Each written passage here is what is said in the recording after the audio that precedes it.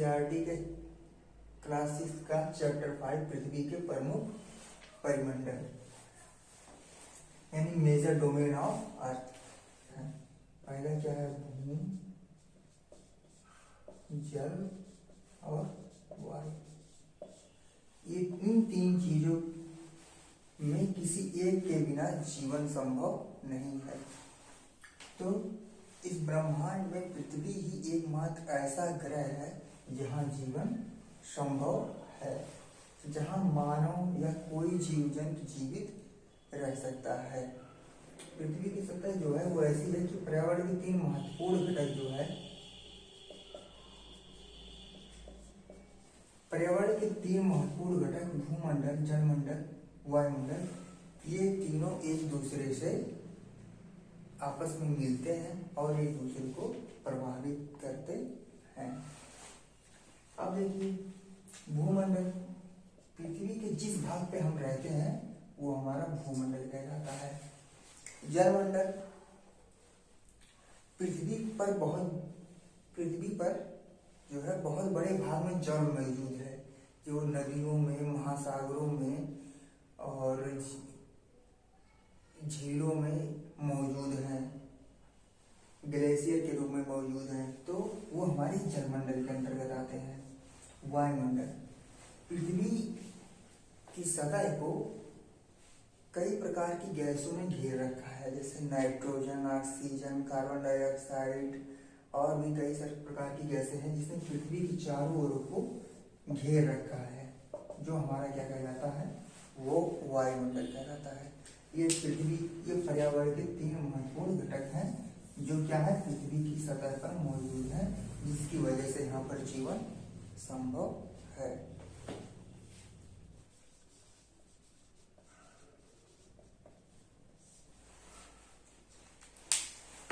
पृथ्वी का जो ठोस भाग होता है वो भूमंडल कहलाता है। पृथ्वी का ठोस भाग भूमंडल कहलाता है। इसे दो भागों में बांटा गया है, एक महाद्वीपीय महाद्वीप और महासागरीय बेसिन।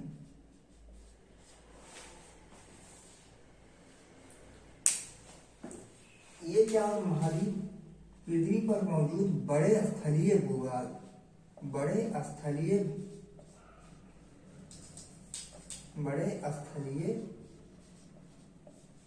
जो होते हैं वो क्या कहलाते हैं? महाद्वीप कहलाते हैं।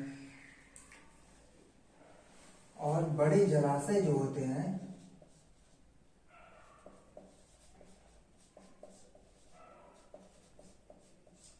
बड़े जलाशयों को हम महासागरीय बेसिन के नाम से जानते हैं।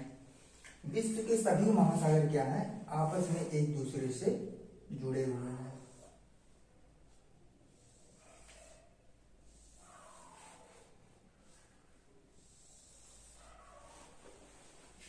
पृथ्वी पर मौजूद सभी महासमुद्री जल जो है उनका तल समान है। जितने भी समुद्री जल हैं उनका जो तल होता है वो समान होता है।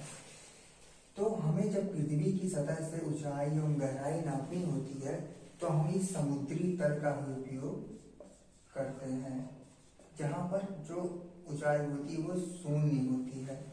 इसके ऊपर जब हम जाते हैं तो हमारी ऊंचाई होती है, इसके नीचे जब जाते हैं तो हमें गहराई का पता चलता है। तो पृथ्वी की सतह पर सबसे ऊंचाई पर जो बिंदु है वो है माउंट एवरेस्ट, जिसकी ऊंचाई हमारे समुद्र तल से 8,848 मीटर है। समुद्र तल से उसके बाद सबसे गहरा बिंदु जो आता है वो प्रशांत महासागर में स्थित है, मेरियाना ट्रेंच जिसको बोला जाता है, यानी मेरियाना गर्त जिसको बोला जाता है, मेरियाना ट्रेंच, जिसकी जो गहराई है वो 11,022 मीटर है। समझ में? यानी कि हमें जब किसी पृथ्वी की सतह पर जब कोई चीज मौजूद है उसकी ऊंचाई या गहराई नापना है तो तो हम समुद्र तल से ही उसकी ऊंचाई या गहराई को मापते हैं। तो भूमंडल को हमने दो भागों में बांटा, महाद्वीप और महासागरीय बेसन।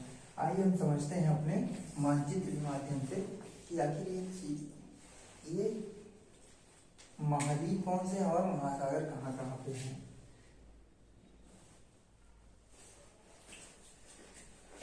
तो हम मानचित्र के माध्यम से समझते हैं कि हमारे कितने महाद्वीप हैं, कौन कौन से हैं। तो जैसे कि हमने देखा कि 7 महाद्वीप है। भूमंडल में जो महाद्वीप बड़े स्थलीय भूभाग के कितने हैं, 7 हैं। कौन कौन से हैं? एशिया है, यूरोप है, north America, south Africa, Africa, Australia है, अंटार्कटिका। ये हमारा है एशिया महाद्वीप। विश्व का सबसे बड़ा महाद्वीप है एशिया। उसके बाद आता है दूसरा सबसे बड़ा महाद्वीप है हमारा अफ्रीका,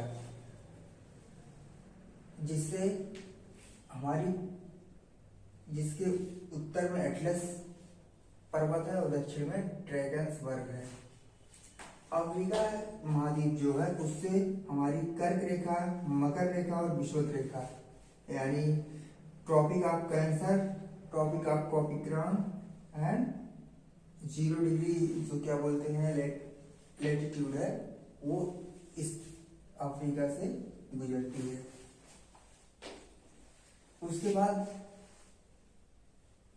हम आते हैं अफ्रीका महाद्वीप। विश्व की जो सबसे लंबी नदी है वो अफ्रीका महाद्वीप में स्थित है।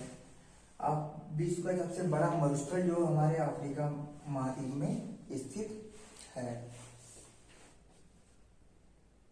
अब बात करते हैं हम यूरोप महाद्वीप। यूरोप महाद्वीप जो है वो एशिया के पश्चिम में स्थित है, जो यूराल पर्वत के द्वारा एशिया से अलग होता है।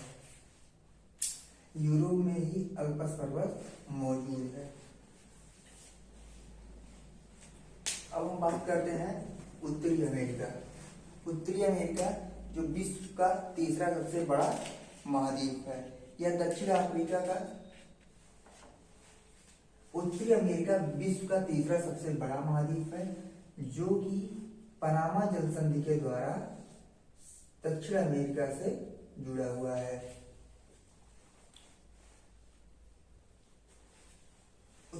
यह जो कि उत्तरी अमेरिका हमारे पश्चिमी गोलार्ध में स्थित है।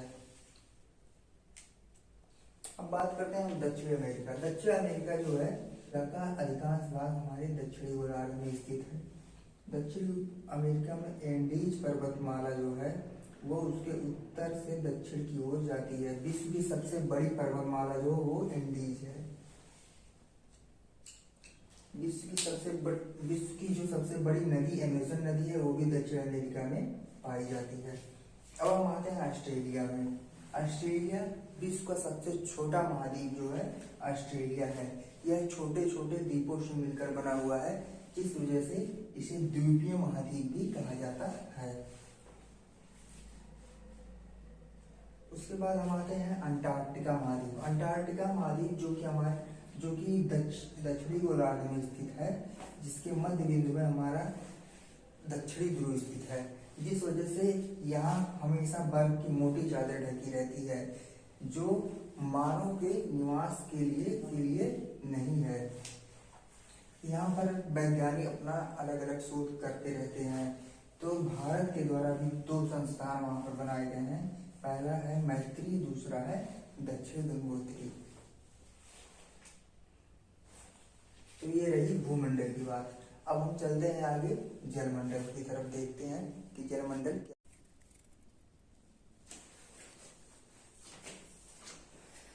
अब बात करते हैं जलमंडल की, हाइड्रोस्फीयर।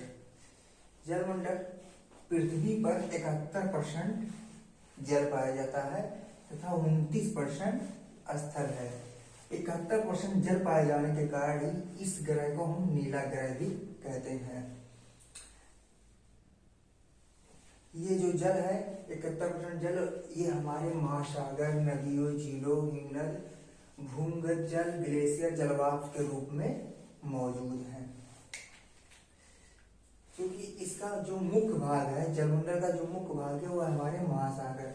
हमारे जो प्रमुख 5 महासागर हैं, प्रशांत महासागर, हिंद महासागर, अटलांटिक महासागर, आर्कटिक महासागर और दक्षिण महासागर। तो हम आते हैं मानचित्र में, देखते हैं कि यह कहाँ मौजूद है। प्रशांत महासागर हमारा इस तरह मौजूद है, हमारा प्रशांत महासागर। आर्कटिक महासागर, अटलांटिक महासागर, दक्षिण महासागर और प्रशांत महासागर। महासागर सील रहता है। इसकी 3 प्रमुख गतियां हैं। पहली जो गति है वो तरंगों की वजह से होती है, दूसरी ज्वार भाटा, और तीसरी बात करें तो वो महासागरीय तरंगे होती हैं, इस वजह से ये हमेशा गतिशील रहती हैं।